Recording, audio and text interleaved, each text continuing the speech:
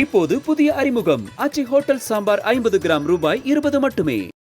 சென்னையில் கொசு பிரச்சனையும் கொசுக்களால் ஏற்படும் டெங்கு, சிக்கன்குனியா நோய் பாதிப்புகளும் கணிசமாக அதிகரித்துள்ளன. இதன் பின்னணி என்ன?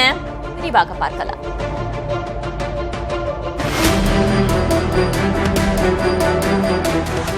சென்னையில் வாக்காளர் பட்டியல் சிறப்பு தீவிர திருத்த பணிகளில் மாநகராட்சி சுகாதார பணியாளர்கள் ஈடுபடுத்தப்பட்டதால் கொசு ஒழிப்பு நடவடிக்கைகள் கடுமையாக பாதிக்கப்பட்டுள்ளதாக தகவல்கள் வெளியாகியுள்ளன.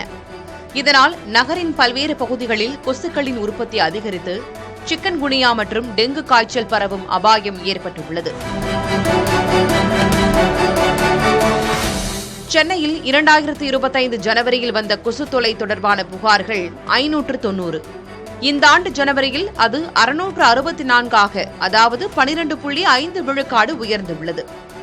டெங்கு பாதிப்பு 2025 4786 இருந்த நிலையில் 2026 ஜனவரி 24 வரை மட்டும் 222 நபர்களுக்கு டெங்கு பாதிப்பு ஏற்பட்டுள்ளதாக பதிவாகியுள்ளது. சிக்கன்குனியா பாதிப்பு 2025 239 இருந்தது.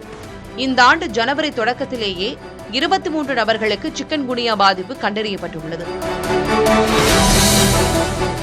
கொசு ஒழிப்புக்காக 3566 பணியாளர்கள் மற்றும் 854 இயந்திரங்கள் இருந்த போதிலும் கடந்த 3 மாதங்களாக எந்த உபகரணங்களும் பயன்படுத்தப்படவில்லை என்று கூறப்படுகிறது.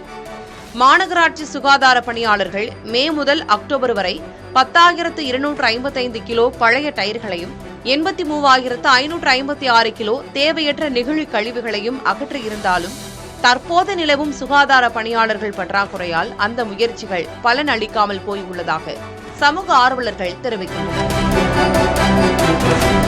இப்போது புதிய அறிமுகம் ஆச்சி ஹோட்டல் சாம்பார் 50 கிராம் ரூபாய் 20 மட்டுமே.